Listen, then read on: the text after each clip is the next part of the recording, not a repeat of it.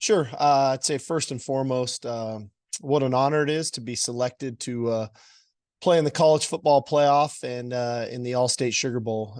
It's a game I've always, as a kid growing up, admired to think, wow, I'd love to be part of that. And now at this stage of my career, finally get to. So I know our team is extremely excited. It's been a heck of a journey to get to this point. I know our fan base is excited and looking forward to playing just a really quality opponent in Washington. We got a ton of respect for the job that they've done over the past couple of years. Coach DeBoer and his staff, what a tremendous season they've had up to this point, being undefeated.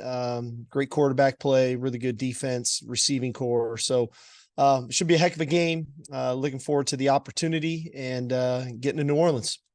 Thank you very much. We'll now go to questions. We'll start with Ted Lewis from the New Orleans Times-Picayune. Certainly an eventful day. Yesterday was certainly an eventful day in college football. You were able to finish early. What was your reaction, and were you trying to keep up with where you might wind up and so forth as the day went along, and how confident were y'all were going to wind up in the top four? Well, we played early, and then we bussed back to Austin from Arlington or Dallas. And so we on the bus, we were watching the Alabama-Georgia game. Got home last night and had a chance then to watch, Florida State, Louisville, and Michigan, Iowa. Clearly, the night before when we got a chance getting out of meetings, got a chance to catch the, Oregon, Washington game. So, I think we're all fans of college football. So you watch it all, and then all you try to do when it's your turn, play as good as you can and try to win a championship. That was the goal for us, was to be Big 12 champions, and whatever happened outside of that would be a bonus. And quite frankly, all the way up until our name popping up on the screen this morning, we didn't know. We didn't know. You get into a room of 13 people, and they try to get to the best four teams that they think to represent the country in a playoff, and they chose us, and we're extremely fortunate. And so I was I don't know if I was confident, nervous. I don't know what I was feeling, but we're definitely excited now. We'll now go to Terry Middleton from Horns Illustrated. Coach Sarkisian, congratulations. So you have talked about, I think you said this on social media, the reward is the opportunity to do more. How would you say the team internalizes that? What does that mean to your players for the opportunity to do more?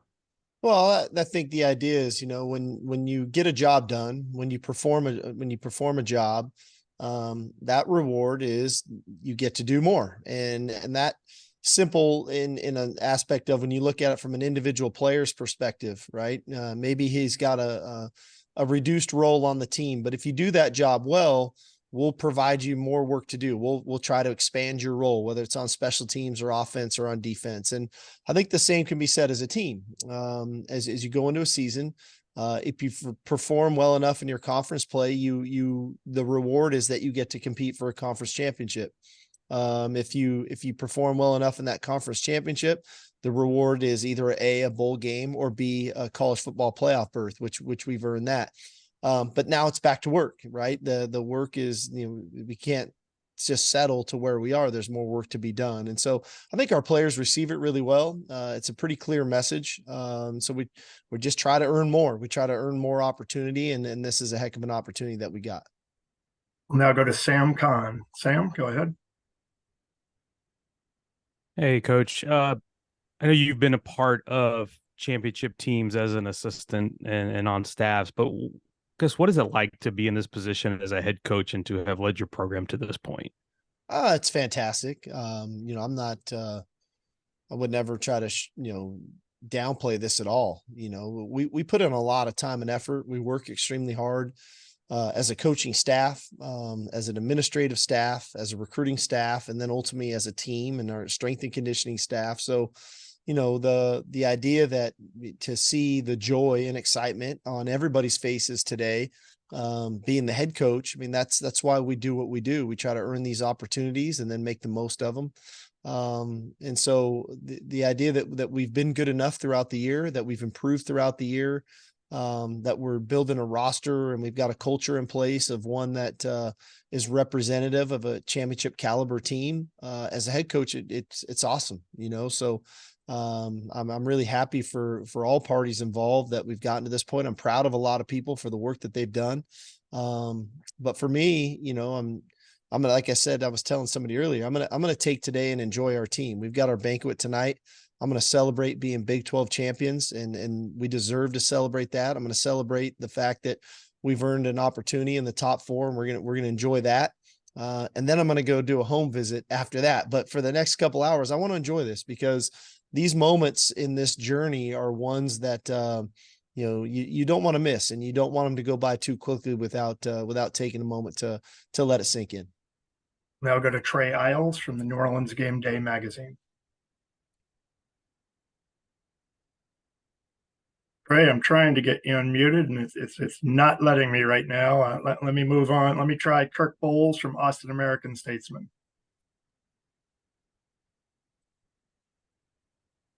Steve, I'm betting you're the only team to have thrown 2 touchdown passes to 300-pound defensive tackles.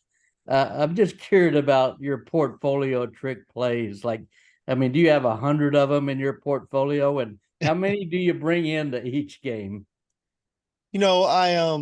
We try to practice, gimmicks or trick plays throughout training camp, throughout the season. And they're all kind of always up, but I do think there's something about the morale on a team that when you can break up a little bit of the monotony of that every play is so detailed and we got to block this and block that front and, read this coverage this way. Sometimes it's, having a little bit of fun and going back to the park and just how we used to play football as kids and letting the guys enjoy that aspect of it. So we carry those things, we practice them. We allow the guys to have fun with them. And sometimes we'll practice those plays for months and they just don't come up at the right time in game to call them. But the players know when they're ready. And then you try to, just like I said, hope that moment comes up when it fits right to call it. And you can kind of sense the confidence in the players, because they know if you want me to keep calling those types of plays, you got to execute them. And they've done a pretty good job of that this year. We'll try Trey Isles once again. Trey? Okay. Can you hear me, Coach? Yes, sir. Okay. Last year you played Washington in the Alamo Bowl. How much of that will you be able to use in preparation for this year's game, if anything at all? Well, I think there's some things, personnel wise, having an idea of different players at different positions. When you start getting into the scouting report, I haven't had a chance, quite frankly, to watch their film from this year and things they're doing the same or things they're doing differently, or who they're featuring or whatnot. But we'll have a decent idea of the players and the personnel. And they've got a heck of a team. We know that. And they were a really good football team last year. They've continued to build off of what they were able to do a year ago and continue to find ways to win. And they've been playing their best football when it's needed in the biggest games, and most notably Friday night. They thought they played a heck of a ball game. So, I think we'll be able, like I said, be able to take kind of some of the personnel and some of that aspect of it, but I won't know much more than that until we start looking at the tape. We're going to try to go to Dan Tatora now. Dan, go ahead. Coach, looking at the fact that Washington on one side is having one final ride in their conference, and then you as well representing the Big 12 and moving on to the SEC, just, what you could say about kind of the background of that nationally, and at the same time, knowing that a win over Alabama obviously had a lot to do with the committee seeing your worth and putting you into this college football playoff. Yeah, I mean, it is kind of ironic in this day and age of what just all that's happening in college football right now. 2 of the teams of the 4 that are in the playoff, ourselves and Washington, are in our final years, and won our conference championship in our final years in our respective conferences. So that is kind of the unique side to the whole thing of it all. What was the second question? I apologize. Looking at the fact that when the committee was obviously discussing going through all of this, that win over Alabama, Yes, sir. holding a lot of weight for you both. Yeah, no, I'm glad that the committee recognized that win, because I think the early season out of conference games like that, those marquee games, are great for college football, and we all want to play them. Believe me, we got games scheduled in the next 4 years with Michigan and Ohio State, and I think that those games are our players love those games. I think they're good for your team and finding out about your team and the character of your team and the growth of your team. I think the fans love them. I know TV loves those games. And the fact that you can get kind of, if you want to call it, rewarded for winning those games is great. And on the flip side for Alabama, that they don't get punished for that game. And so if that game wouldn't have gotten recognized in this selection, then that would, I think, give people some hesitation or some pause to play those at non-conference, marquee games like we were able to play this year against Alabama, and we'll be able to do now moving forward in the future. There's time for one final question. We'll go to Josh Newman. Go ahead, Josh. Hey, Steve. Josh Newman from Lone Star Live. How are you? Great. How are you?